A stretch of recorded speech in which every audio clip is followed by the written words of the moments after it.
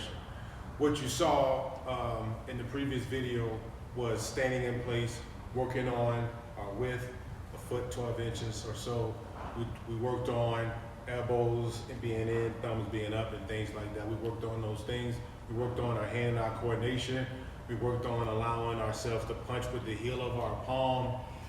We can only control what's at hand. So we focused on looking through our scope or looking through our hands. That's going to be huge, progressing these drills and developing our dogs at the line of scrimmage. And so we're going to progress this drill a little bit more. Now, one thing I want to add, if you have an athlete, a dog in the trenches that's doing a pretty good job of keeping his hands at width, but his elbows are flaring, right?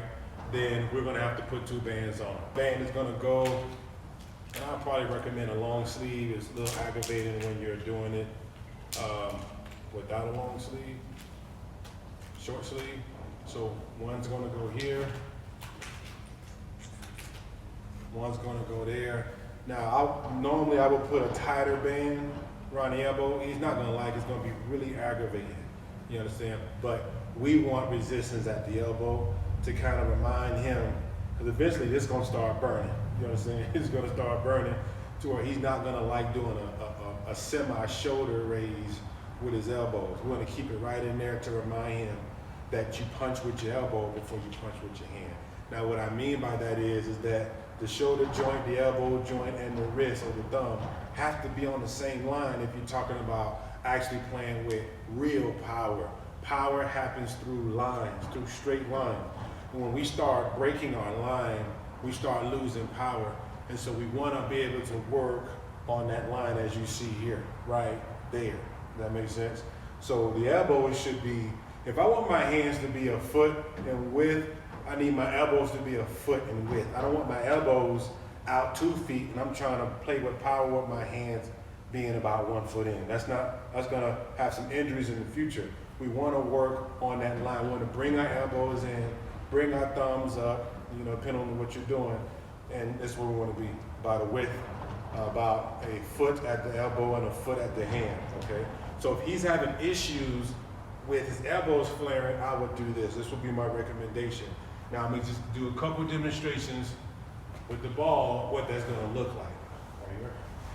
About 4 yards away, 4 yards is good, 4 to 5 yards away, which is about where we are, right? And that's gonna help reinforce my elbows being in. Attacking the ball, elbows in, and looking through my hand. Higher, please. Right there. Last one. Good. So again, whatever you have on this ball, coaches, athletes, 10, VTX, okay? Put tape on this thing. Put something on these balls to force him to not look at you, but look at the ball. Don't look past the ball. Look at the ball. This represents the lineman. Focus on what's at hand. Very important, okay? So if he doesn't have that problem, then 1 band is good. So what we're gonna do, Coach Mike and myself, is that we're gonna progress this drill. We're now gonna implement the feet work with this, okay? We're gonna add the feet work to this drill, which is gonna be pretty huge.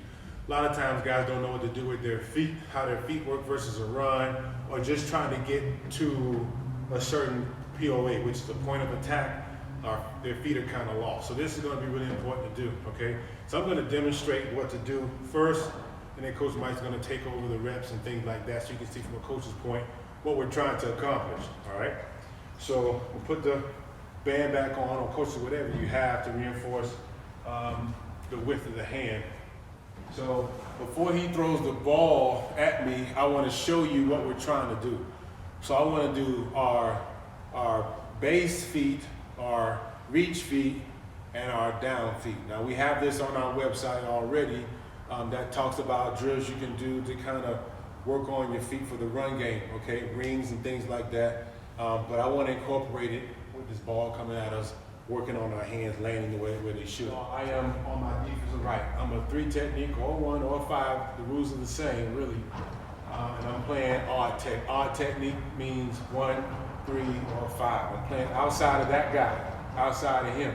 So my inside foot is lined up on his outside foot or in his crotch. You understand? So right now, my right foot is going to be up as if I'm in a stance. I'm not going to get in the stance, but I'm going to put my foot placement as if my left hand was down in this case, all right? We call it man hand stance and gap hand stance, right? We're going to treat it as a run game, so we want man hand. We don't want gap hand in the run. We don't want to step to the gap necessarily unless it's a stunt behind us or some kind of blitz coming behind us, but right now we're punching the man. We want to be in a man hand stance. So just watch my feet really quickly as a refresher of what was in our previous video. This is a base. Okay, that's the base. I'm stepping to my hand. Okay, that's the base. This is a reach.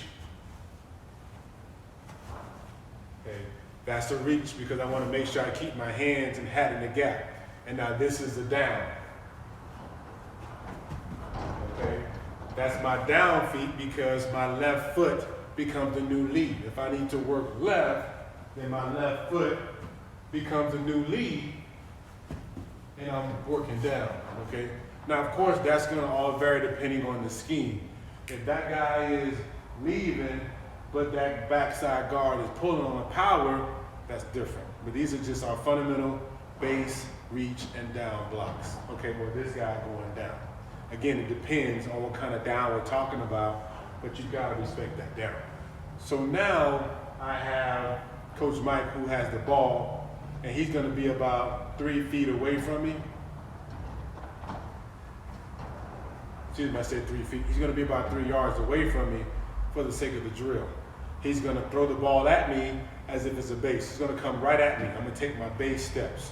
He's gonna throw it to my outside. He's trying to get leverage on me. So I'm gonna take my reach steps. He's gonna throw it inside. I'm gonna take my down steps. I'm gonna do about 2 apiece. Okay, here we go.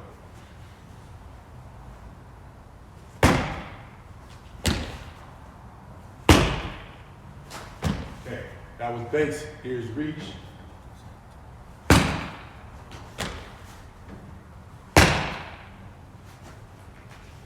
Okay, now here's down steps.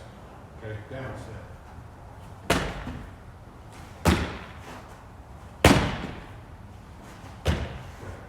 All right, it's really, really good drill to do, reinforcing the width, watching the ball. Now, I knew where he was going to throw that ball. So right now it's good to say base, base, base, reach, reach, reach, down, down, down. And we continue to progress this, but this is good right now. But then you're going to start throwing it, and he has to respond to that. Here we go.